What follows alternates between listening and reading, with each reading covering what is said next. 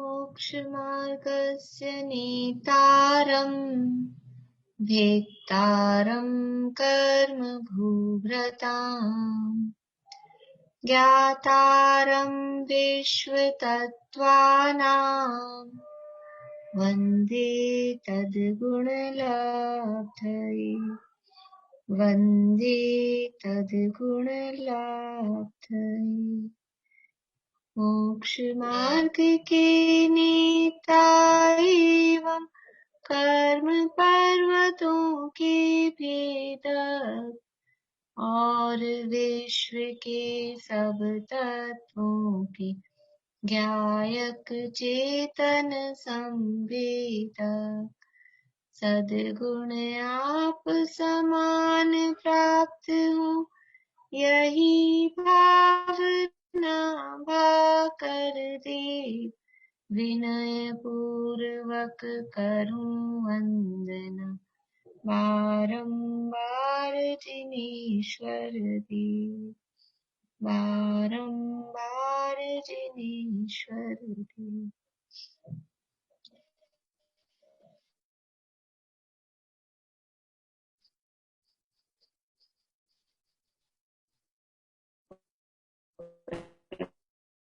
मुझे सूत्र सुनाएंगे क्या आप में से?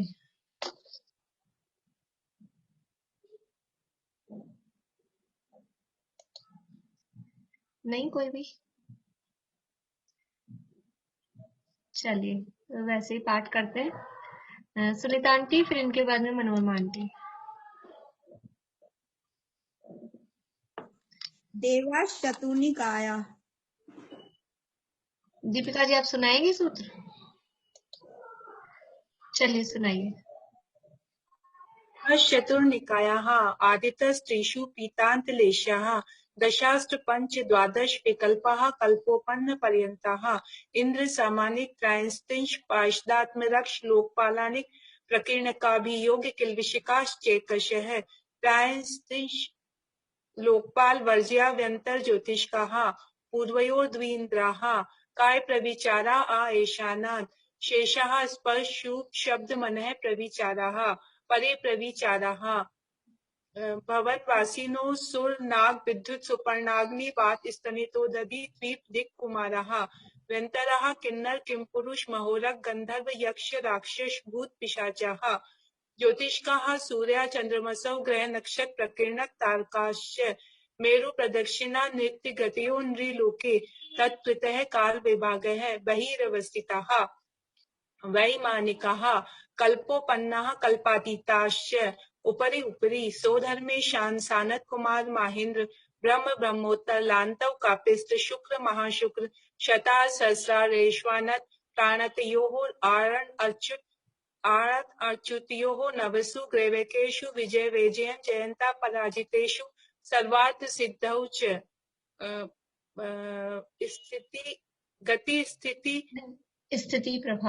स्थिति प्रभाव सुख द्युति लेश्या विशुद्धीन्द्रियावधि विषयतोऽधिकाः गति शरीर परिग्रहाभिमानितो हीनाः विजयादिषु द्विचर्माः वहां तक कुछ अटक रहा है। पद्म शुक्ल लेश्या प्राग देवकेभ्यः कल्पः ब्रह्म लोकालया गति शरीर परिग्रहाभिमानितो हीना पीत पद्म शुक्ल लेश्या द्वित्रिशेषेषु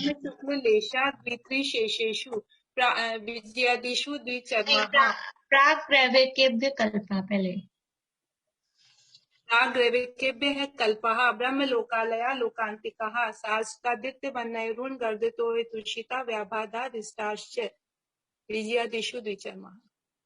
बढ़िया बढ़िया, बहुत अच्छा, काफी अच्छा, मतलब प्रोनाउंसिएशन भी बहुत अच्छा था और बहुत बढ़िया।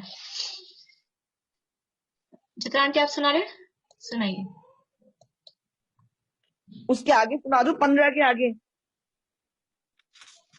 पहले के सुना दिए थे आपने? 15 तो सुना दिए थे।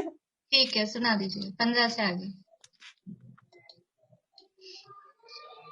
वैमानिकः कल्पोपरि सोदने शांत कुमार महेंद्र ब्रह्म ब्रह्मोत्तर लांतम कापी शुक्र महाशुक्र शताश्रेष्ठादेश्वानत् प्राणत श्रेष्ठादेश्वानत् योराणाच्युत योन वसु नवसु ग्रेकेशु विजय वैजन जयंता पराजितेषु सर्वार्थ सिद्धोच्च स्थिति प्रवाह सुख दुख की लेशा विषयावधि विश्वत्व दिका गति शरीर परिग्रह विमान तो हीना पीत पद्म शुक्ल लेशा द्वितेषु प्राग देव के कल्पा ब्रह्म लोकालय लोकांतिका सारस्वतादित्य ब्रह्म यरुण गर्तो कृष्णा व्यावादा रिष्टास इत्यादिषु चर्मा। हाँ, सारस्वत आदित्य वन्य अरुण, ब्रह्म नहीं है, वन्य वन्य अरुण। वन्य अरुण हाँ। वन्य अरुण। चलिए बढ़िया।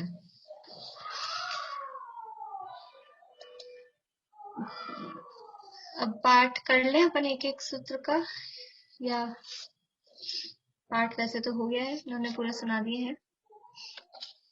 आगे पढ़ लेते हैं, फिर लास्ट में देखते हैं फिर पाठ, है ना। कल हमने देखा था कि देवगति से च्युत होकर फिर कहाँ उत्पन्न होते हैं। तो कुछ सामान्य नियम देखे कि यदि गति में जाएंगे, देवगण के गतियों में जाएंगे तो कौन सी गति में जाएंगे। कि सबसे पहले तो ये है कि मनुष्य या तिर्यंच ही होंगे। कोई भी देव मरेगा तो वो देव भी नहीं होगा, नारकी भी नहीं होगा, मनुष्य या तिर्यंच ही होगा। तो वो मनुष्य या तिर्यंच होगा तो कहाँ का होगा, एक बात। और तिर्यंच कई टाइप के होते हैं, तो कौन सा तिर्यंच होगा, कौन सा नहीं होगा। तो कहाँ का होगा पहले ये देख लें, ये सरल है कि क्षेत्र के हिसाब से यदि मनुष्य और तिर्यंच बन रहे हैं कोई भी देव, तो वो कहाँ के बनेंगे। प्रेमलता जी पांड्या।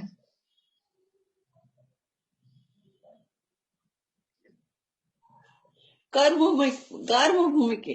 बढ़िया, कर्म भूमि के ही मनुष्य या तिर्यंच बनेंगे, भोग भूमि के नहीं बनेंगे। अब तिर्यंचों में बहुत सारी वैरायटी है, तो वो कौन से तिर्यंच बनेंगे। तिर्यंच बनेंगे तो कौन से तिर्यंच बनेंगे, शशि जी। सैनी, पंचेंद्रिय और पर्याप्त। सैनी, पंचेंद्रिय, पर्याप्त। और एक और कर्म भूमि के। हाँ, कर्म भूमि के। हाँ, कर्म भूमि के तो हो गए। हाँ सुधा जी, आपको इनके अलावा कोई एक पॉइंट और बोलना है। इस स्थावर भी बनेंगे, अग्निकाय का वो क्या बोलते हैं, वायु का एक नहीं बनते, और स्थावर भी बन सकते हैं। हाँ, सैनी, पंचेंद्रिय, पर्याप्त, गर्भज, ये तो ऊपर वाले देवों के लिए है, लेकिन अगर पहले दूसरे स्वर्ग तक के देव हैं तो वो स्थावर भी बन सकते हैं। तो कौन से स्थावर बन सकते हैं। अग्नि, पृथ्वी का एक, जल का एक और वनस्पति का एक। अग्नि का एक और वायु का एक नहीं बनेंगे। ठीक है, बढ़िया। देखिए एक दोहा आता है ऐसा, देव मरे गति पंच लहाय, देव मरे गति पंच लहाय, भू जल तरुवर नर पशु थाय। इसमें सारी बात आ गई। देव मरे गति पंच लहाय, यानी देव मरता है तो उसकी 5 गति हो सकती है। 5 गति कौन सी हो सकती है। या तो भू यानी पृथ्वी का एक, या फिर जल यानी जल का एक, भू जल, तरुवर यानी पेड़ वनस्पति, भू जल तरुवर, और नर पशु थाय। नर बनेगा या पशु, मतलब ये तो सैनी पंचेंद्रिय में हो गए, नर और पशु में सैनी पंचेंद्रिय और स्थावर में ये 3।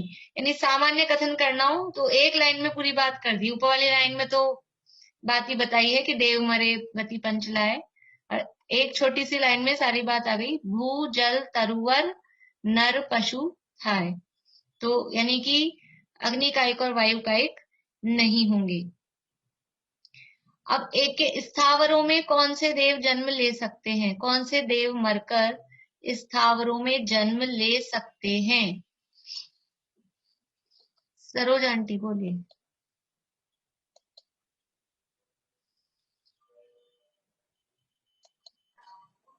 पहले और दूसरे स्वर्ग के देव। पहले और दूसरे स्वर्ग के देव, लॉक कर दें।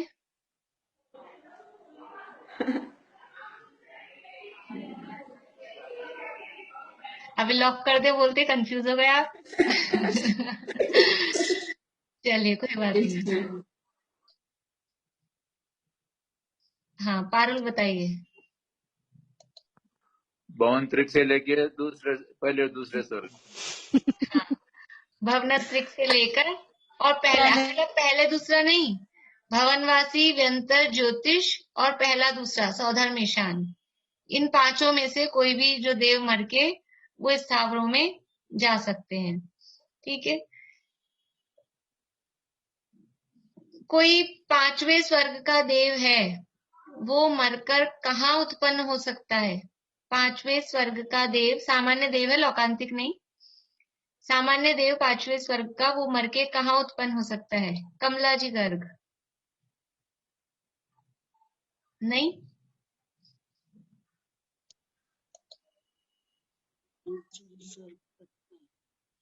अनीता आंटी दिल्ली।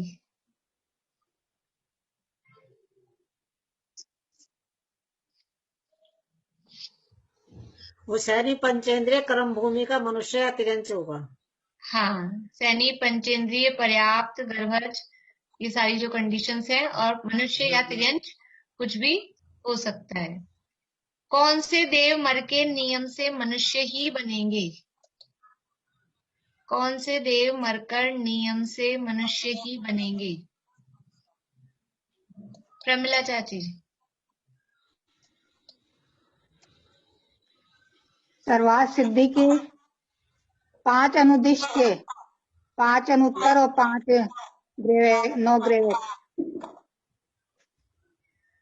13वें स्वर्ग। और कोई नहीं? ग्रैव्यक, अनुदिश और अनुत्तर, इसके अलावा और कोई नहीं?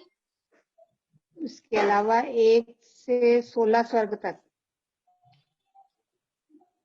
नहीं। चलिए कोई बात नहीं, आधार हो गया आपका। चमेली आंटी बोलिए। प्रश्न ये है, कौन से देव मरकर नियम से मनुष्य ही बनेंगे? मैंने अभी 2-3 दिन क्लास अटेंड नहीं की थी, इसलिए पता नहीं है, बिल्कुल भी ध्यान नहीं। सुनीता आंटी।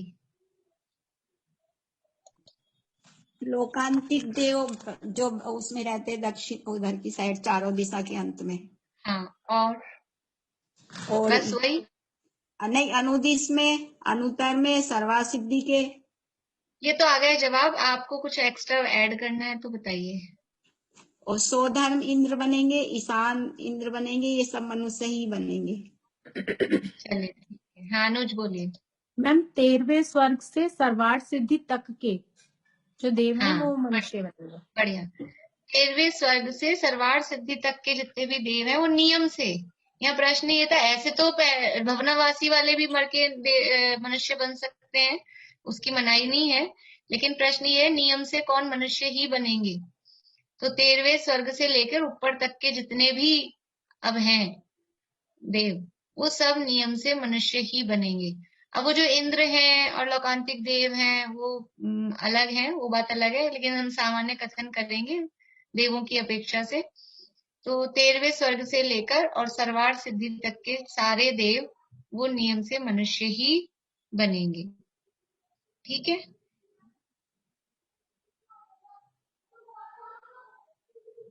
नारायण और प्रतिनारायण बनने वाले जीव कहाँ से आएंगे? नारायण और प्रतिनारायण बनने वाले जीव कहाँ से आएंगे? रजनी जी मुंबई।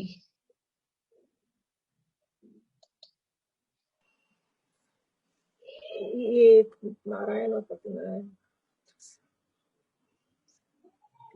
ये सौधर्म से लेकर भवंतिक ग्रेवेक तक कहीं से भी आ सकते हैं। चलिए दूसरे रजनी जी बताइए, इनका आंसर सही है क्या? सौधर्म स्वर्ग से लेकर और ग्रेविय तक के देव बन सकते हैं, और 9 अनुदिश और 5 अनुत्तर से जो आएंगे वो नहीं बन सकते। हाँ बढ़िया, दोनों ने सही जवाब दिया। यानी सौधर्म स्वर्ग से लेकर और 9 ग्रेवेक तक से कहीं से भी आकर नारायण और प्रतिनारायण बन सकते हैं। भवनत्रिक से कोई जीव आकर नारायण प्रतिनारायण बन सकता है क्या?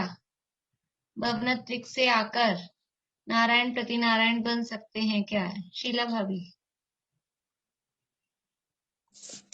नहीं, नहीं बन सकते। क्यों नहीं बन सकते? क्योंकि वो आगे के 2 भाव में तो मोक्ष जाना, चाहे एक भाव मनुष्य के दूसरे भाव में आके। नहीं, ये तो कोई कारण नहीं हुआ। भवनत्रिक से आके नारायण प्रति नारायण बन सकते हैं या नहीं बन सकते, ये है प्रश्न। बन तो सकते हैं। बन सकते हैं। हाँ, चलिए मीनू दी। नहीं बन सकते। क्यों नहीं बन सकते? भवनात्रिक से आके क्यों नहीं बन सकते? इतना पुण्य होता ही नहीं है उनका, भवनात्रिकों का होता ही नहीं इतना पुण्य, मिथ्या दृष्टि होता है। चलिए कोई बात नहीं। वर्षा भाभी, बहुत सरल सा जवाब है। वर्षा भाभी बोलिए। 63 श्लाका पुरुष जो होते हैं वो भवंतरिक से आके 63 श्लाका पुरुष नहीं बन सकते। हाँ बस, क्योंकि ये नियम है कि भवनत्रिक से आकर कोई भी 63 श्लाका पुरुष में उत्पन्न नहीं होंगे। भवनत्रिक से जो भी आएंगे वो ये महापुरुष में उत्पन्न नहीं होंगे। महापुरुष में उत्पन्न होने वाले वैमानिक से ही आएंगे, मतलब तीर्थंकर को छोड़कर बाकी जो भी हैं वो वैमानिकों से ही आएंगे। इसलिए वो नारायण प्रति नारायण वहां से नहीं आते। हाँ बोलिए मीनू दी। एक चीज पूछनी थी, नारायण प्रति नारायण मर के नरक में जाते हैं, है ना? लेकिन नारायण, राम भी तो नारायण थे। राम बलभद्र थे, नारायण नहीं। नारायण नहीं थे, राम बलभद्र थे। और लक्ष्मण? नारायण।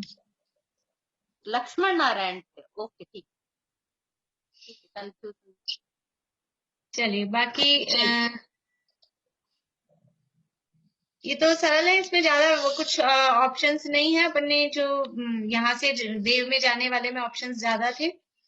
बाकी मैंने कल आपको भेज भी दिया था, मिला लिया होगा आपने। हाँ ज्योति जी बोलिए। दीदी जो नारायण प्रति नारायण है वो भी पहले सम्यक दृष्टि होते हैं क्या? हाँ, पूर्व भवों में वो भावलिंगी संत होते हैं। ये जितने भी 63 श्लाका पुरुष के पद हैं वो पूर्व भव में भावलिंगी संत थे। और 63 श्लाका में मतलब मुख्य रूप से नारायण प्रति नारायण के लिए है, और तो सब होते ही हैं। और नारायण प्रति नारायण भी पिछले भव में भावलिंगी संत होते हैं।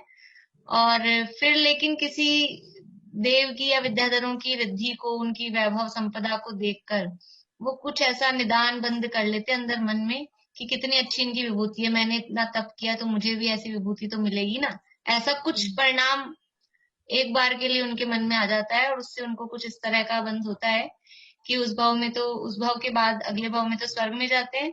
वहां से आके नारायण या प्रति नारायण मतलब 3 खंड के अधिपति वो बनते हैं, अर्ध चक्रवर्ती सम्राट। लेकिन उनकी फिर गति ऐसी होती है, उनके फिर परिणाम बिगड़ जाते हैं, समय तो भी छूट जाता है और फिर वो नरक में ही जाते हैं नियम से। फिर वहां से आके 1 आध 2 भाव 4 भाव जैसा भी जिसका है वो मोक्ष जाएंगे ही जाएंगे, मोक्ष जाने में डाउट नहीं है। लेकिन वो संसार बढ़ गया थोड़ा सा, बस बात ये है। तो एक तरह से वो सम्यक दृष्टि है, इसलिए भी शायद मुझे लगता है कि वो भवनत्रिक में नहीं जाते। हाँ, वो उस भाव में तो सम्यक। अनिता आंटी एक मिनट रुकिए, अभी आपकी आवाज समझ नहीं आ रही। उस भाव में तो सम्यक दृष्टि थे ही, लेकिन वो जब निदान कर लेते हैं तो सम्यक दर्शन से च्युत भी हो जाते हैं, पर फिर भी वो भवनत्रिक में नहीं जाते, वैमानिकों में ही जाते हैं। इतने मिथ्या दृष्टि भी नहीं है, मतलब भवनत्रिक लायक। हाँ अनिता आंटी बोलिए। ये कह रहे थे कि 13वें श्लोक से 16 श्लोक तक की जो देवियां हैं वो भी नीचे आके फिर पुरुष ही बनती, मतलब मनुष्य भाव जैसे प्राप्त करती हैं तो वो पुरुष बनती हैं, स्त्री ही बनती हैं। अभी ये बात नहीं है, यहाँ तो ये कहा मनुष्य बनेंगे, तो मनुष्य बनेंगे उसमें स्त्री पुरुष क्या बनेंगे? वो तो मैं वैसे ही पूछ गई। हाँ नहीं, हमने जो ऐसा कहा ना मनुष्य बनेंगे, तो मनुष्य में यथा योग्य स्त्री या पुरुष जो भी बनना हो। सम्यक दृष्टि है तो नियम से पुरुष ही बनेंगे, पुल्लिंग धारी ही होंगे। और मिथ्या दृष्टि है तो जैसे जिसके परिणाम हो उस हिसाब से बन सकते हैं। बन सकते हैं। हाँ, मनुष्य कहा है, मनुष्य में दोनों गर्भित है, स्त्री या पुरुष जो जिसको जैसा बनना हो उस हिसाब से बन सकते हैं। रजनी जी बोलिए। जिनको दीदी एक बार सम्यक दर्शन हो जाता है वो तो फिर नरक में नहीं जाते ना, तो ये नारायण और प्रति नारायण नरक में कैसे चले जाते हैं? एक बार सम्यक दर्शन हो जाता है वो नरक में नहीं जाते, लेकिन सम्यक दर्शन को आप पास में रखोगे, साथ में रखोगे तो नहीं जाओगे। सम्यक दर्शन को छोड़ दोगे तो चले जाओगे नरक में। तो सम्यक दर्शन छूट भी जाता है ना। सम्यक दर्शन होके अगर छूट गया और उसके बाद आयु बनती है तो नरक में जा सकते हैं। और सम्यक दर्शन के साथ में तो नरक आयु बनती नहीं है। या तो सम्यक दर्शन होने से पहले आयु बन गई मिथ्यात्व की अवस्था में तो नरक आयु बन सकती है। सम्यक दृष्टि कोई मनुष्य है तो उसको सम्यक दर्शन के साथ में अगर आयु बंध रही है तो उसको नियम से देव आयु ही बंधेगी। कोई तिर्यंश है या मनुष्य है और अभी प्रेजेंट में सम्यक दृष्टि हो गया और अब उसको आयु बंध रही है तो फिर देव आयु के अलावा कोई दूसरी आयु नहीं बंधेगी सम्यक दृष्टि को। लेकिन अगर सम्यक दर्शन से पहले मिथ्या दृष्टि था तभी उसने आयु बांध ली तो कोई सी भी बांध सकता है चारों में से। और अभी सम्यक दर्शन लिया और आयु नहीं बांधी और फिर छोड़ दिया तो इसीलिए परिणाम कितने जल्दी स्खलित हो जाते हैं कि सम्यक दर्शन लेकर भी वो परिणाम छूट गए, वो परिणाम च्युत हो गए। तो वो सम्यक दर्शन से अगर छूट गया वापस मिथ्या दृष्टि हो गया उसके बाद आयु बांध रहा है तो फिर चारों में से कोई सी भी बांध सकता है। तो मिथ्यात्व कोई से भी अवस्था नरक में में जा सकता है, कोई से भी नरक में जा सकता है। हाँ हाँ सम्यक दर्शन अगर के लिए सम्यक तो दर्शन छोड़ दिया है, सम्यक दर्शन छोड़ दिया है फिर तो कोई से भी नरक में कहीं भी जा सकता है, निगोद में भी जा सकता है। सम्यक दर्शन छोड़ने के बाद तो कोई ठिकाना नहीं है। और सम्यक दर्शन बना हुआ है और पहले आयु बांध ली थी नरक की तो फिर पहले नरक से नीचे नहीं जाएगा अगर बना हुआ है तो। और अभी भी सम्यक दर्शन छोड़ दिया फिर नरक में जा रहा है तो फिर दूसरे तीसरे कोई से में भी जाए, छोड़ने के बाद तो कहीं भी जा सकता है। दीदी ये कहते हैं ना कि एक बार यदि एक क्षण के लिए भी सम्यक दर्शन हो जाए तो उसका काल अर्धपुद्गल परावर्तन रहता है। हाँ तो फिर उसमें नरक वगैरह अर्धपुद्गल परावर्तन से ज्यादा काल नहीं रहेगा। तो अर्धपुद्गल परावर्तन कितना काल है? अर्धपुद्गल परावर्तन इतना बड़ा काल है जिसके अनंतवें भाग में अनंत सागर होते हैं। यहाँ तो 33 ही सागर की आयु मिलेगी नरक में जाएगा तो। अर्धपुद्गल परावर्तन बड़ा काल है लेकिन फिर भी एक लिमिट आ गई, एक लिमिट तो हो गई कि कितना भी करे अनंत काल मतलब जितना अभी तक घूमे हैं उससे तो कम हो ही गया है, कभी ना कभी मोक्ष चला ही जाएगा। एक बार सम्यक दर्शन हो जाए, छूट भी गया अगर तो भी उसकी गारंटी है कि वो मोक्ष में पहुंचा कर ही छोड़ेगा। और ये छूटता तो क्या है, कम ही लोगों का छूटता है। अपन छूटने की बातें क्यों करें, अपन छूटने की दिमाग में भी क्यों लाएं। हम तो प्रकट करेंगे तो हमारा ऐसा पक्का ही करेंगे कि छूटे नहीं, छोड़ने वाली बात अपन दिमाग में नहीं रखें और पक्का ही हम रखेंगे। और सम्यक दर्शन एक बार हो भी जाता है यानी छूट भी गया बाई चांस तो वो कोई दिक्कत वाली बात नहीं है, वो पहुंचा के ही छोड़ता है, नियम से मोक्ष में जाता ही है, उसके परिणाम वापस उस हिसाब से सुधरते ही हैं। तो जो ये स्त्री पर्याय वगैरह का है वो भी सम्यक दर्शन के साथ ही होगा, मतलब छूट जाए तो फिर स्त्री पर्याय भी हो सकती है। हाँ हाँ हाँ बोलिए रश्मि जी। नहीं, मैं बस नारायण प्रति नारायण की पूछ रही थी कि कहाँ जाते हैं वो लोग मर के, कौन से स्वर्ग तक पहुंचते हैं? नारायण प्रति नारायण नियम से मर के नरक में ही जाते हैं, स्वर्ग में नहीं जाते। स्वर्ग से तो आते हैं, स्वर्ग से आते हैं, मनुष्य बनते हैं, मर के नरक में जाते हैं। अभी देखिए कैसे परिणामों की विचित्रता है कि पहले स्वर्ग में थे, स्वर्ग से आके मनुष्य बने और फिर नरक में चले गए। ऐसे परिणामों की विचित्रता ख्याल में आती है कि कैसे कैसे जीवों के परिणाम, एक बार अच्छे परिणाम करके अपने को सोचे हो मेरे तो अच्छे परिणाम हो गए, मेरे जैसा महान कोई नहीं, ये परिणाम अभी 1 मिनट में फिसल जाते हैं। कभी बहुत अच्छे हो रहे हैं, कभी एकदम निकृष्ट हो जाते हैं। और ऐसे बड़े बड़े महापुरुषों के भी परिणाम इस तरह के हो जाते हैं कि भावलिंगी संत थे और भावलिंगी संतों के परिणाम बिगड़ जाते हैं। तो फिर हम तो कुछ भी नहीं है, हम तो 1 मिनट में, इसीलिए कहते हैं कि आसपास मतलब यद्यपि निमित्त कुछ नहीं करता, बाहरी पदार्थ कुछ करते नहीं है, लेकिन फिर भी हम जिस भूमिका में हैं, हम अभी इतने पक्के दृढ़ नहीं हुए हैं तो हमको आसपास के जो निमित्त हैं वो प्रभावित करते हैं तो तुरंत ही हम फिसल जाते हैं। इसलिए ऐसे जैसे कुछ लोग होते हैं ना जो ये MLM वाले होते हैं, मतलब कंपनियां वगैरह होती हैं, वो कहते हैं हमारे संगत में रहो, वो मीटिंग्स करते रहते हैं, बार बार में लोगों को प्रेरणा देते रहते हैं, ये प्रोडक्ट आए हैं, ये करे हैं, जो भी जिस भी तरह की जो चीजें होती है। तो ये संगत का असर पड़ता है, जैसे ही संगत छूटी तो वो आदमी पीछे हट जाता है। ऐसे ही यहाँ भी हम कैसे लोगों के टच में हैं, यदि हम विषय कषाय विषय भोगों वाले उस माहौल में रहते हैं तो वैसे ही परिणाम हमारे होने लग जाते हैं। और यदि हम कुछ इस तरह के स्वाध्याय के 12 भावनाओं का चिंतन कर रहे हैं, बोधि दुर्लभ का चिंतन कर रहे हैं, मनुष्य पर्याय का चिंतन कर रहे हैं, ऐसे माहौल में रहते हैं तो परिणाम वैसे हो जाते हैं। ये तो माहौल में भी है और थोड़े दिन ये छूटा और विषय भोगियों की संगति में आए, सब फिसल जाता है, सारा मामला हो जाता है। इसलिए कहते हैं कि इसीलिए तीर्थ यात्रा का, ये शिविरों का, वंदना का ये क्यों रखते हैं कि थोड़े वो परिणाम उस तरह के हों। क्षेत्र का क्यों फर्क पड़ता है? जैसे परिणाम ही तो अपने को ही तो करने हैं, तो मंदिर में जाके करो, घर में करो, लेकिन होते नहीं है वो। इसीलिए आसपास का वो माहौल का वो फर्क पड़ता है। इसलिए कहते हैं कि बुद्धिपूर्वक हमको इसी तरह के निमित्तों के बीच में रहना चाहिए जहां हमको सत्संगति की प्रेरणा मिले। जो लोग विषय कषाय की प्रेरणा देते हैं वो तो सारी दुनिया देती ही है, उसकी तो कोई बात ही नहीं है, लेकिन सत्संगति की प्रेरणा मिले, हमको विषय भोगों से छुड़ाने की जो प्रेरणा दे सके, ऐसे आसपास का माहौल भी हमको इस तरह का चुनना चाहिए, इस तरह का सोचना चाहिए, देखना चाहिए। चलिए, ये हो गई बात। अभी इसमें जो कल अपन ने लिखा था उसमें किसी को कोई कंफ्यूजन तो नहीं है? आगे बढ़े अपन, सबका सही है? मैंने आपको भेज भी दिया था, और ज्योतिष लोक का वर्णन का भी मैंने कुछ लिख के आपको सबको भेजा है। आप लोग जिन्होंने नहीं देखा हो, नहीं पढ़ा हो, तो एक बार पढ़ लेना उसको।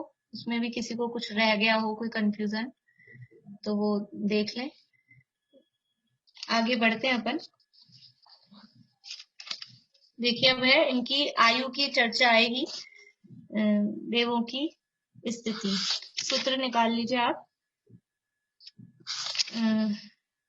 पहले एक सूत्र है 27 नंबर का सूत्र, ये भी अपन ने पढ़ा नहीं ना, भी पूरा विजयादि शुद्ध विचरमा, ये इसका पढ़ लिया था क्या पूरा? ध्यान है किसी को?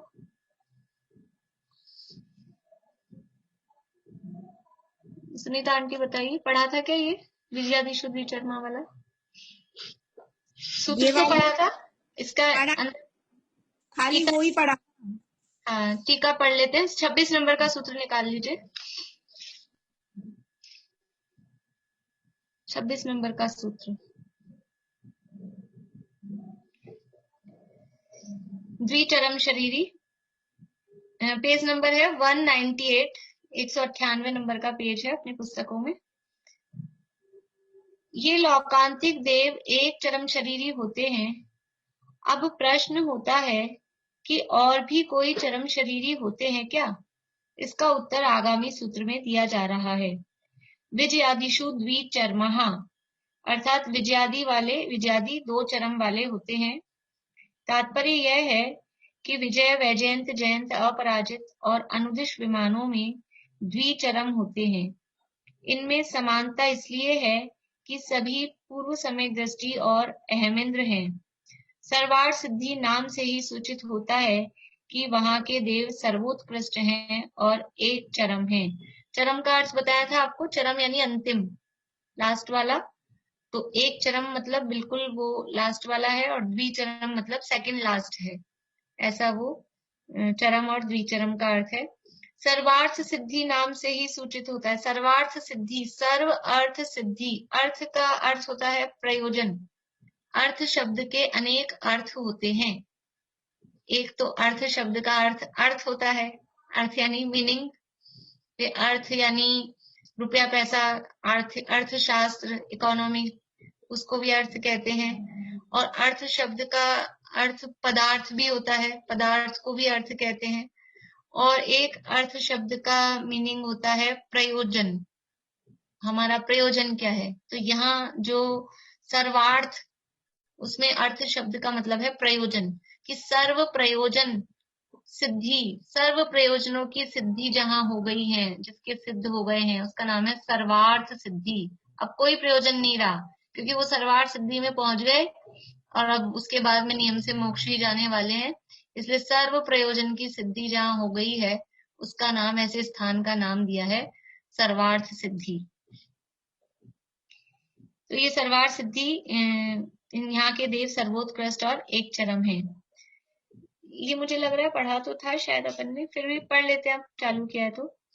द्विचर्मत्व मनुष्य देह की अपेक्षा है, अर्थात विजयादि से च्युत होकर सम्यक दर्शन को कायम रखते हुए मनुष्यों में उत्पन्न होते हैं, फिर संयम की आराधना कर वैमानिक में उत्पन्न होते हैं, फिर च्युत होकर मनुष्य भाव धारण कर मुक्त हो जाते हैं। इस तरह मनुष्य भाव की अपेक्षा द्विचर्मत्व है। वैसे तो 2 मनुष्य भाव तथा 1 देव भाव मिलाकर त्रिचरम गिने जा सकते हैं। ये बात अपन ने कर ली थी कि वो विजयादिशु में द्विचरम क्यों कहा, मनुष्य भाव की अपेक्षा से 2 भाव कहे हैं, वरना तो ऐसे गिने तो 3 हो जाते हैं। जो देव अहमिंद्र होने के साथ साथ जन्म से सम्यक दृष्टि ही होते हैं, उनका यहाँ आदि शब्द से ग्रहण किया है। इसलिए विजय, वैजयंत, जयंत, अपराजित और 9 अनुदिश विमानों के अहमिंद्र देव मनुष्य के 2 भाव लेकर मोक्ष जाते हैं, अर्थात विजयादि से चय कर मनुष्य होते हैं, फिर संयम धारण कर पुनः वैमानिक आदि में जन्म लेते हैं, फिर वहां से चय कर मनुष्य हो मोक्ष प्राप्त करते हैं। इस तरह वे द्विचरम कहे जाते हैं। क्योंकि मनुष्य भाव से ही मोक्ष मिलता है, इसलिए मनुष्य भाव को चरम देह कहते हैं। अब ये तो बात बता दी। अब इसमें नीचे जो बात बता रहे हैं, अब नेक्स्ट लाइन वो बहुत इंपॉर्टेंट है। यहाँ इतना विशेष जानना कि 9 अनुदिश तथा 4 अनुत्तरों के देव एक भाव धारण करके भी मोक्ष जा सकते हैं। तो द्विचरम जो कहा है वो तो मैक्सिमम टाइम लें अगर तो 2 भाव ज्यादा से ज्यादा लें तो द्विचरम है, लेकिन अगर वो पुरुषार्थ करें तो वो एक अगले ही भाव में भी मोक्ष जा सकते हैं। ऐसा नहीं है कि उनको जबरदस्ती हो गई कि अब 2 ही भाव लेने पड़ेंगे, ऐसा नहीं है। एक ही भाव में अगले ही भाव में भी मोक्ष जा सकते हैं। बोलिए अंकल। इसका मतलब ये हुआ कि वो दोबारा मनुष्य से वापस अनुदिश में भी जा सकता है। हाँ, जा सकता है, अनुदिश में भी, वैमानिकों में कहीं भी जा सकता है। वैमानिक मतलब मनुष्य से होके भावलिंगी संधि ही बनेगी और फिर वो वैमानिक में कोई से में भी, स्वर्ग में भी या अनुदिश में, अनुत्तर में, किसी में भी जा सकते हैं। ऐसा कुछ फिक्स नियम नहीं है कि कहाँ जाएंगे, कहीं भी जा सकते हैं। यहाँ अधिक से अधिक 2 भाव बतलाए हैं, इसी से सर्वार्थ सिद्धि का यहाँ ग्रहण नहीं किया है भैया, क्योंकि उनके अधिक से अधिक 2 भाव हो सकते हैं। जो विजय, वैजयंत, जयंत, अपराजित और 9 अनुदिश वाले हैं, उनके 2 भाव भी हो सकते हैं, लेकिन सर्वार्थ सिद्धि वालों के 2 भाव नहीं होंगे, उनके तो एक ही भाव होगा, लास्ट भाव। इसलिए सर्वार्थ सिद्धि को यहाँ पर नहीं लिया, क्योंकि सर्वार्थ सिद्धि के देव अत्यंत उत्कृष्ट होते हैं, इसी से उनके विमान का नाम सर्वार्थ सिद्धि सार्थक है। वे एक ही भाव धारण करके मोक्ष जाते हैं। अब ये जो अगली 3 लाइनें आ रही हैं, इसको भी आप अंडरलाइन कर लीजिए। त्रिलोक सार में लिखा है कि सर्वार्थ सिद्धि के देव, लौकांतिक देव, सब दक्षिणेंद्र, सौधर्म स्वर्ग के लोकपाल और इंद्राणी शची, ये सब एक मनुष्य भाव धारण करके मोक्ष पा जाते हैं। ये एकावतारी कौन होंगे? इनको एक भवावतारी या एकावतारी भी कहते हैं। तो ये एक भवावतारी कौन कौन है, ये सारे नाम यहाँ बता दिए। सर्वार्थ सिद्धि के जितने भी देव हैं वो सब एक भवावतारी हैं, मतलब एक भाव लेकर अगले ही भाव में मतलब वो मोक्ष जाएंगे। इसके बाद में लौकांतिक देव, लौकांतिक देव भी नियम से अगले भाव में मोक्ष जाने वाले हैं। इसके बाद में सब दक्षिणेंद्र, दक्षिणेंद्र कौन से होंगे? दक्षिणेंद्र कौन से होंगे? रेखा जी, दक्षिणेंद्र कौन से हैं? सौधर्म ईशान इंद्र है, सौधर्म ईशान स्वर्ग है, उसमें ईशान वाले जो है वो इवन ऑड नंबर्स वाले होंगे दक्षिणेंद्र। ऑड नंबर आप बता दीजिए ऑड नंबर कौन से हैं? नहीं, इवन नंबर, इवन नंबर्स। आप स्वर्ग के नंबर बता दीजिए, इवन ऑड जो भी हो, कि ये दक्षिणेंद्र हैं, ऐसा।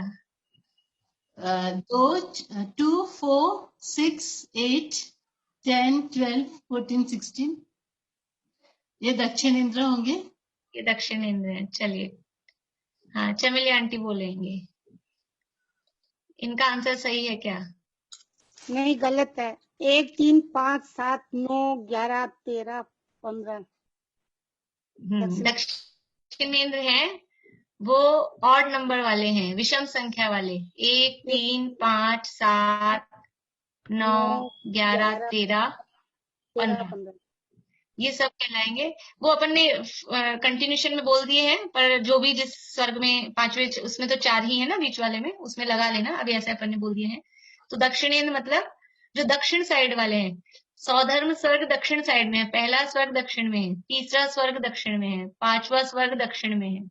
तो जितने भी दक्षिणेंद्र हैं, दक्षिण वाले जो इंद्र हैं, वो एक भवावतारी होते हैं। अभी बीच के 4 स्वर्गों में, बीच के 4 नहीं, सॉरी, बीच के 4 युगल में, यानी 8 स्वर्गों में 4 ही इंद्र हैं। तो उसमें जो दक्षिणेंद्र होंगे 5वां और 7वां, वो एकावतारी है। और उसमें अब 2 मान्यताएं हैं, वो अपन ने देख ली थी। तो अगर उधर वाले हैं तो वो एकावतारी नहीं होंगे, और अगर इधर वाले इंद्र हैं दक्षिण वाले तो वो एकावतारी होंगे। तो जितने भी दक्षिणेंद्र हैं, मतलब कि सौधर्म इंद्र तो है ही है, सौधर्म है, सानत कुमार है, ब्रह्म इंद्र है, और फिर 13वां 15वां ये स्वर्ग के, ये सब दक्षिणेंद्र हैं, वो एक भवावतारी हैं। इसके अलावा सौधर्म स्वर्ग के लोकपाल, सौधर्म स्वर्ग के लोकपाल कौन से हैं, नाम याद है किन्हीं को? सौधर्म स्वर्ग के लोकपाल के नाम, सभी लोकपालों के सेम नाम होते हैं? कितने होते हैं और कौन कौन से हैं, नाम बता सकते हैं? बोले सुधा जी। सोम, यम, वरुण, कुबेर। बढ़िया। ये 4 लोकपाल होते हैं, सोम, यम, वरुण और कुबेर। ये चारों एक भवावतारी होते हैं। यानी जो कुबेर हैं, जो पंचकल्याणक में रत्नों की वर्षा करते हैं, वो भी एक भव में ही मोक्ष जाते हैं।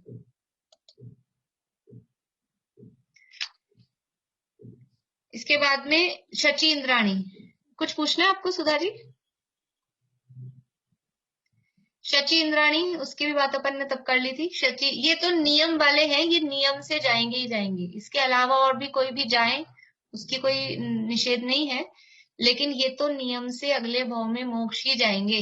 और कुछ लोगों को ऐसा लगेगा जैसे शची इंद्राणी की बात सुनकर चमेली आंटी को लगा था चमेली वो शची कैसे बने, तभी यहाँ किसी को लगे हम लोकपाल कैसे बन जाएं, कि सौधर्म इंद्र कैसे बन जाएं, कि ये लोकांतिक देव कैसे बन जाएं। तो ये तो सब देखे, ये तो इंद्र कितने में, कितने देवों के बीच में एक इंद्र होता है। सब दक्षिणेंद्र एक भवावतारी हैं, लेकिन वो कितनों में से एक होता है। कंपटीशन कितना तगड़ा है, असंख्यात देवों के बीच में एक इंद्र होता है। यहाँ तो अपने को कहीं किसी एग्जाम में 100 लोग बैठे हों, 1000 लोग बैठे हों, 10,000 हैं, लाख हैं, उसमें एक का अपना नंबर आना, कितना वो आ जाए तो अपन को लगता है हमारे बच्चे का देखो 10,000 बैठे थे कैंडिडेट और उसमें इसका नंबर आ गया। और यहाँ कितना कंपटीशन है, असंख्यात असंख्यात देवों में एक को इंद्र बनना है। और सबसे ज्यादा आयु, अभी आयु पढ़ेंगे अपन, सबसे ज्यादा आयु किसकी होती है? सौधर्म इंद्र की आयु है 2 सागर की। तो एक बार वो बन गया, सीट पे बैठ गया, तो 2 सागर तक दूसरे को चांस नहीं है। मरेगा तभी तो दूसरा बनेगा ना, इंद्र तो एक ही होएगा। अब वो सीट खाली करे तब तो दूसरा आए। अब वो एक उसको सीट को लेके बैठ गया, जैसे यहाँ एक प्रधानमंत्री बन गया। अब यहाँ तो फिर भी क्या है कि मिली जुली सरकार होती है, उसको गिरा दे सरकार को तो बीच में भी चांस मिल जाए। लेकिन वहां तो ऐसा है नहीं कि इंद्र को कोई, उसकी सरकार बनी हुई है तो उसको कोई अपने बहुमत वापस ले ले, समर्थन वापस ले ले और उसकी सरकार गिर जाए इंद्र की, ऐसा तो वहां होगा नहीं। एक बार जो इंद्र बन गया, ये तो सौधर्म इंद्र की बात है। ऊपर ऊपर तो आयु ज्यादा है, स्थिति बढ़ रही है ना, स्थिति प्रभाव, तो आयु बढ़ रही है, तो ऊपर के देवों की तो, इंद्रों की तो और ज्यादा आयु है। तो एक बार वो सौधर्म इंद्र बैठ गया गद्दी पर, तो 2 सागर के लिए दूसरे को चांस नहीं है। तो अपन ये सोचे कि हम इंद्र बन जाएंगे तो कब नंबर आएगा अपना, कौन से वाले में नंबर आएगा? आगे के सब फिक्स है कि किसको किसको बनना है, वो सब पहले से फिक्स हो जाते हैं। इसलिए अपन ये भावना नहीं भाएं कि ये बनना है कि वो बनना है, जो बनना होगा वो बन जाएंगे। हम तो अपनी आत्मा का ज्ञान श्रद्धान करने की भावना भाएं। आत्मा का श्रद्धान, आत्मा का ज्ञान अनुभव होगा तो कुछ भी बन के मोक्ष जाएंगे। मोक्ष जाना है हमको, अपना आनंद से मतलब है कि हमको कुछ बनने से मतलब है? अभी मोक्ष भी जाना है और बाहर में कुछ बनना भी है, तो ऐसा तो है नहीं। तो ऐसा कुछ चाह से मिलती भी नहीं है वो वस्तुएं। तीर्थंकर प्रकृति किसको बनती है? तीर्थंकर कौन बनते हैं? वो अंदर से ये सोच सोच के कि मैं तीर्थंकर बन जाऊं, मैं तीर्थंकर बन जाऊं, उसको नहीं बनती तीर्थंकर प्रकृति। वो तो तीर्थंकर प्रकृति अर्थात सब जीवों का कल्याण हो, जैसा ये सुखी होने का मार्ग मुझे प्राप्त हुआ है, ऐसा ये सुखी होने का मार्ग दुनिया के हर व्यक्ति को प्राप्त हो। और ऐसी तीव्र भावना अंदर से जिनको प्रकट होती है, और फिर वो ये प्रवचन वात्सल्य प्रभावना दर्शन विशुद्धि आदि 16 कारण भावनाएं वो अंदर उनके चलती है। ऐसा अकेला अर्घ्य चढ़ाने से पूजा करने से नहीं होती है कि हमने 16 कारण पूजा कर ली और हमको बंध गई तीर्थंकर प्रकृति, ऐसा नहीं है। अंदर से वो तीव्र भावना और वो सम्यक दर्शन पूर्वक ही होती है। सम्यक दृष्टि को ही तीर्थंकर प्रकृति बन सकती है, मिथ्या दृष्टि को नहीं। इसलिए वो तो अपने आप बनती है, वो चाहने से नहीं होता है। तो इंद्र बनना होगा तो बन जाएंगे, उसकी भी मनाही नहीं है, लेकिन हमें तो अपने अतीन्द्रिय आनंद से, हमें तो अपने सुखी होने से मतलब है। और वो सुखी होना है वो आत्मानुभव के पूर्वक ही होगा। तो आत्मानुभव का प्रयास करें, बाकी जो पद मिलना होगा, जितनी आयु मिलनी होगी, वो ऑटोमेटिक यथा योग्य मिल जाएगी। तो इस प्रकार से ये एक भवावतारी के नियम हो गए। ये सर्वार्थ सिद्धि के देव, लौकांतिक देव, सब दक्षिणेन्द्र, सौदम सर्व के लोकपाल और शचीन्द्राणी, ये 5 यहाँ नाम गिनाए हैं। तो ये नियम से एक भवावतारी ही होते हैं, एक मनुष्य का धारण करके। ये लोकपाल के नाम दोबारा बोल दीजिए। सोम, यम, वरुण, वरुण और कुबेर। सोम, यम, वरुण और कुबेर। बोलिए अनीता जी। देखिए उत्तरेंद्र एक भवतारी नहीं है ना? नियम नहीं है, नियम तो कब नहीं जाएंगे? क्या वो जाएंगे, सम्यक दृष्टियों को ही इंद्रपद मिलता है, लेकिन अगले भाव में जा भी सकते हैं, नहीं तो 1-2 भाव बाद जाए, ऐसा भी हो सकता है। नियम नहीं है उनका। इंद्र के जो पद है वास्तव में वो तो सम्यक दृष्टि जीवों को ही मिलते हैं। और भवनत्रिकालिक में भी जो इंद्र होते हैं वो ज्यादातर बाद में सम्यक दृष्टि हो जाते हैं। ज्यादातर कह रहे हैं, सभी हो जाए ऐसा उसका तो नियम नहीं है, लेकिन वो बाद में हो जाते हैं। और वैमानिकों में तो जो इंद्र पद है वो सम्यक दृष्टियों को ही मिलते हैं। लेकिन इनका जो उत्तर वाले इंद्र हैं उनका ऐसा नियम नहीं है कि वो अगले भाव में चले जाएंगे, 1-2 भाव बाद मोक्ष चले जाएं, ऐसा हो सकता है। अब यहाँ बात आती है कि नारकी, मनुष्य और देवों का वर्णन हुआ। अब संसारी जीवों में तिर्यंश ही शेष रहते हैं, अतः अब उनकी बात करते हैं। नारकियों का वर्णन कर दिया, कहाँ पर किया था? ये 3 अध्याय के पहले सूत्र से 6 सूत्र तक 6 सूत्रों में नारकियों का वर्णन किया। ये बात क्या चल रही है? ये त्रिलोक सार, 3 लोक का वर्णन का ग्रंथ नहीं चल रहा, बात चल रही है तत्वार सूत्र में 7 तत्वों का वर्णन चल रहा है। और 7 तत्वों के वर्णन में जीव तत्व का वर्णन सबसे पहले आचार्य देव कर रहे हैं। तो दूसरे अध्याय में, पहले अध्याय में तो इन तत्वों को जानने के उपाय, ज्ञान स्वभाव की चर्चा वो की। दूसरे अध्याय में जीवों के भेद प्रभेद, संसारी जीवों के मुख्य रूप से किस प्रकार से उनके भेद हैं, फिर कहाँ कहाँ उनका जन्म होता है, कौन कौन सी योनियां है, विग्रह गति कैसे होती है, वो सारी बात दूसरे अध्याय में बताई। फिर प्रश्न ये उठा कि ये आपने जीवों के लिए भेद वेद सब तो बता दिए, जीव रहते कहाँ हैं, कहाँ पाए जाते हैं। और दूसरे अध्याय में एक सूत्र और आया था शरीरों से संबंधित, तो ये उपाद जन्म वाले जीव कौन से हैं और गर्भ जन्म वाले जीव कौन से हैं। तो ऐसे जीवों को जानने की जिज्ञासा हुई। जीव तत्व का वर्णन के अंतर्गत फिर सबसे पहले नारकी जीवों का वर्णन किया तीसरे अध्याय में, उसके बाद में मनुष्य और तिर्यंशों का वर्णन मध्य लोक के आधार पर तीसरे अध्याय में किया। फिर देवों का वर्णन चौथे अध्याय में यहाँ पर। इसीलिए आप देखिए यहाँ रचना तो हम समझ रहे हैं, बाकी मूल सूत्रों में ज्यादा रचना नहीं बताई गई है। मूल सूत्रों में तो वहां उनकी लेशा कौन सी है, उनके परिणाम कैसे हैं और उनके नाम कौन से हैं, भेद वेद वही बताए हैं। रचना का वर्णन ज्यादा नहीं किया, क्योंकि रचना का वर्णन तो त्रिलोक सार, त्रिलोकपन्नति आदि में किया है। यहाँ तो जीव तत्व का वर्णन करना है, जीवों का स्वरूप बताने हैं।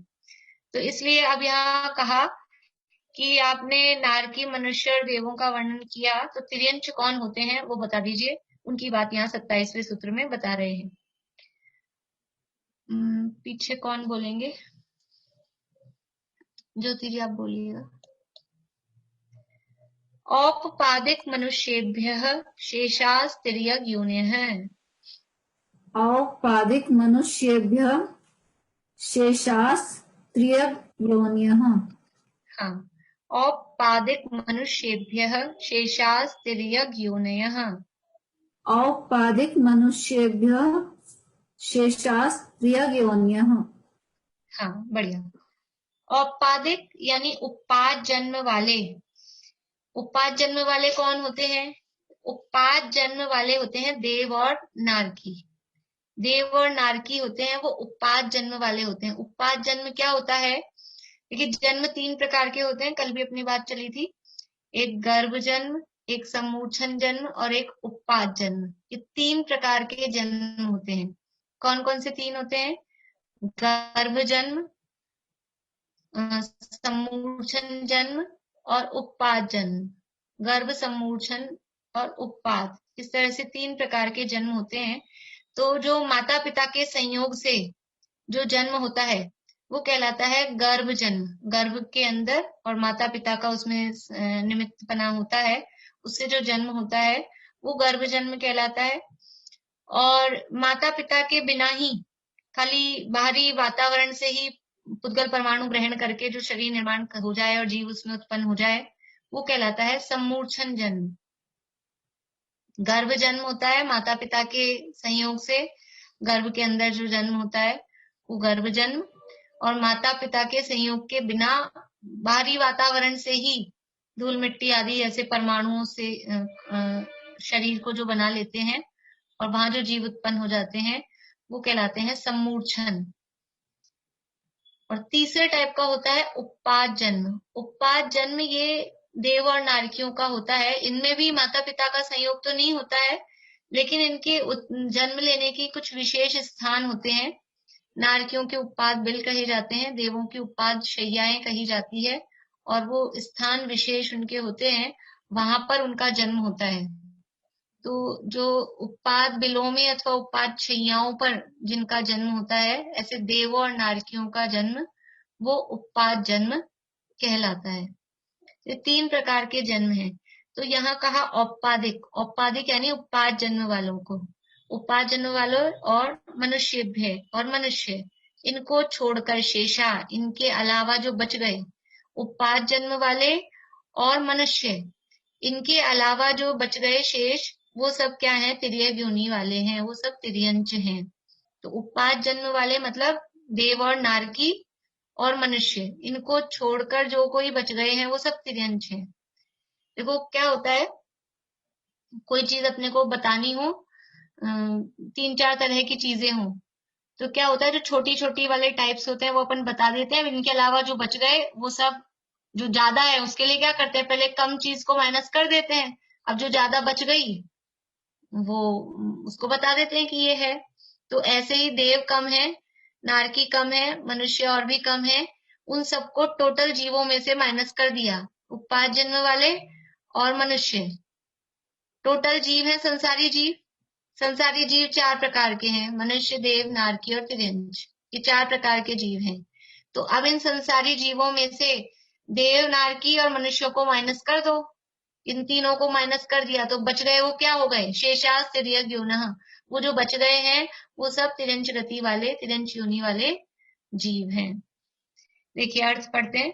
उत्पाद जन्म वाले अर्थात देव और नारकी तथा मनुष्यों को छोड़कर शेष जो संसारी जीव हैं वे सब तिर्यंच हैं। यह तो स्पष्ट है ही कि मनुष्य, देव और नारकी सभी सैनी पंचेंद्रिय ही होते हैं, परंतु एक इंद्रिय से लेकर असैनी पंचेंद्रिय तक के सभी जीव तिर्यंच ही हैं। निगोदिया जीव भी तिर्यंच ही हैं। सैनी पंचेंद्रिय भी तिर्यंच होते हैं।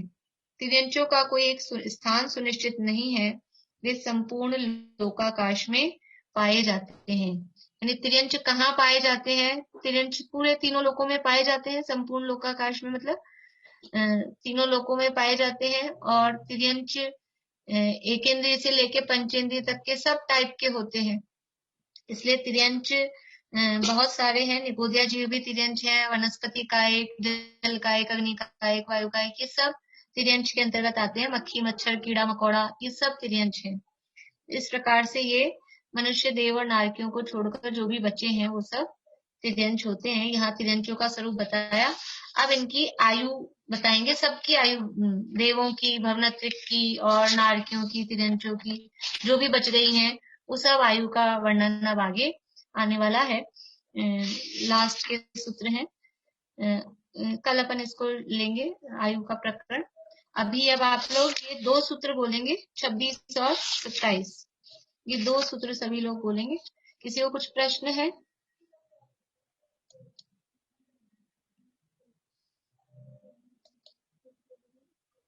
नहीं है, चलिए। हाँ, अनीता जी कोठारी, इनके बाद सुधा जी। विजयादेशु द्विचर्मा